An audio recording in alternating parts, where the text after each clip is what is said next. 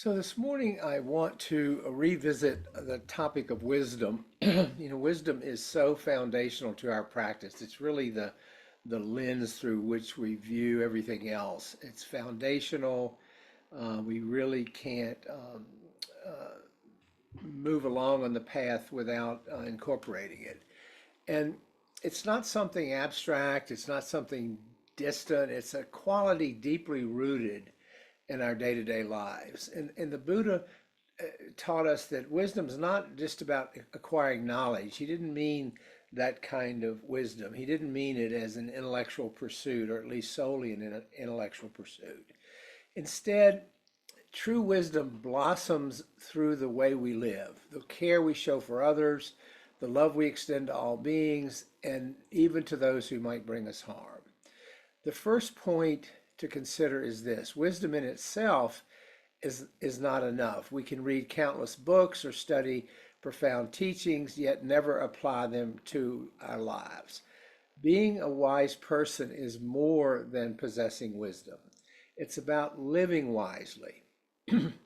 So what does a wise life look like? Well, according to the Buddha, it is a life lived for the welfare of all beings, including ourselves, without exclusion, without favoritism. It's a life where love and care extend even to those who might be considered our enemies or offenders against us. When wisdom is infused with love, it attains what the Buddha called a perfection, a wisdom that is not only insightful, but is compassionate and is transformative. And the perfection of wisdom is not something that just arises naturally out of nowhere. It is supported by three foundational qualities that I want to talk about this morning. So think of wisdom as a three-legged stool. The top of the stool is wisdom, and then we're going to talk about the three legs that support it. And again, these qualities are not merely practices that we pursue for their own sake. They're really the soil in which wisdom grows. The first of these is generosity. When we give freely without obligation, without harm, without the expectation of repayment, we open ourselves to joy. Generosity brings delight in benefiting others. It creates a sense of satisfaction and peace that arises from acting out of unselfish motives. It softens tensions. It helps build warm-hearted relationships, and it cultivates mutual appreciation. And the beauty of generosity, that in giving we transcend barriers between ourselves and others. Generosity is really a bridge. It creates a bond of understanding and shared humanity. And perhaps most importantly, it's a way of transcending the ego's demands. It's a way of overcoming the ego who's only worried about ourselves. So that's generosity, first leg of the stool. Next is virtuous conduct. And this involves refraining from actions that cause harm. First, do no harm. Generosity helps us see the potential for meaningful, connected relationships. And this sensitivity carries over, obviously, into our ethical conduct. Because when we harm others, when we behave unethically, we extinguish the warmth that generosity has fostered. And we also harm ourselves because we replace our inner peace with either regret or self-condemnation.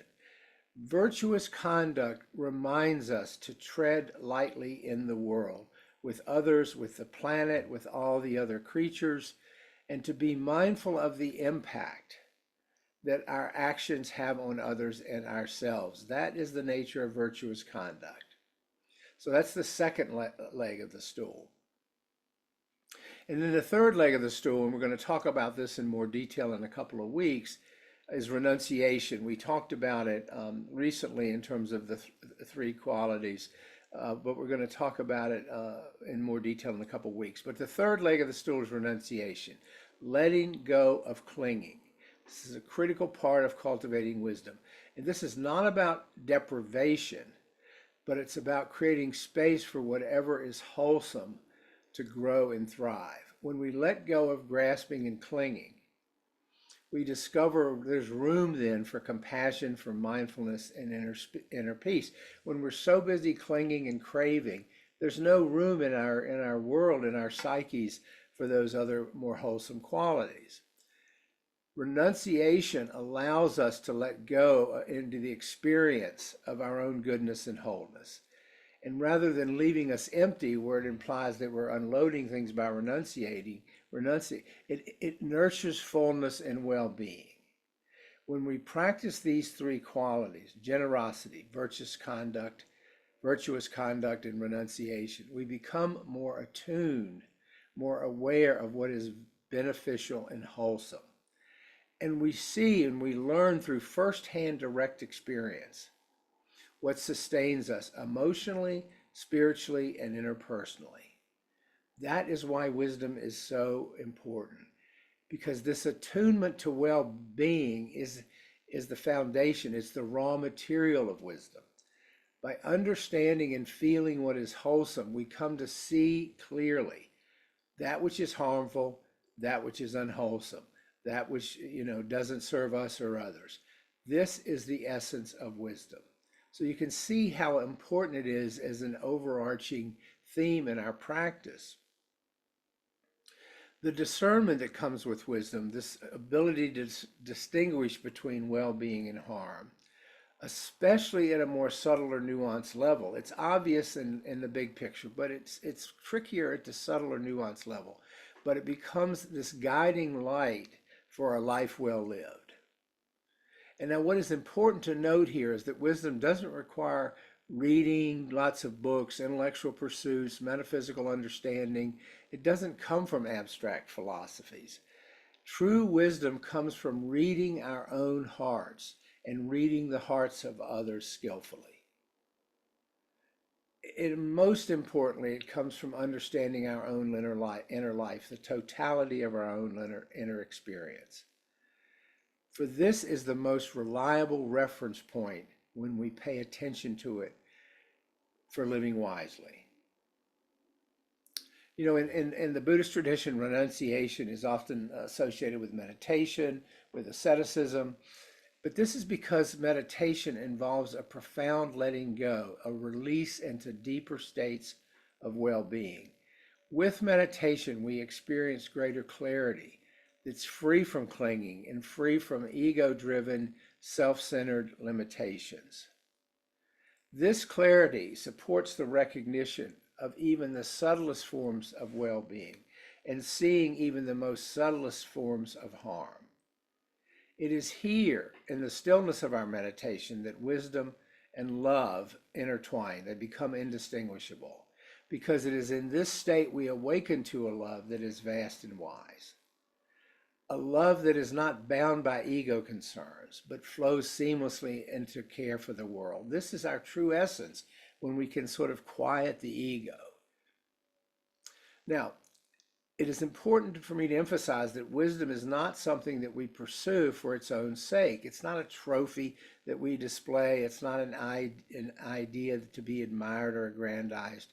It's meant to be lived. It's meant to guide our actions, our speech, and our thoughts. And when it is not applied, wisdom stagnates, it decays, it falls away. But when we act on wisdom, it becomes generative, it feeds on itself, it nourishes and sustains us. It contributes to the well-being of ourselves and others, creates a virtuous cycle in which it deepens as it is lived.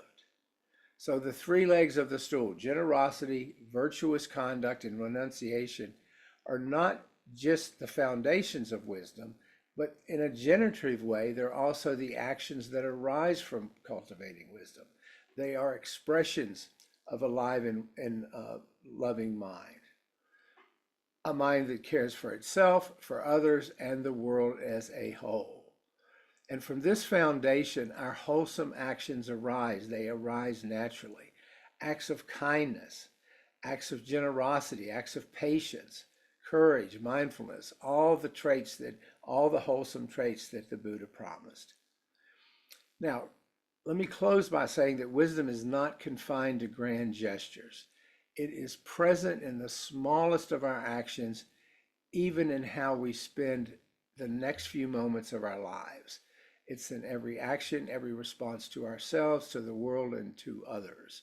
So that is a revisit of wisdom, and it's important to us on our path.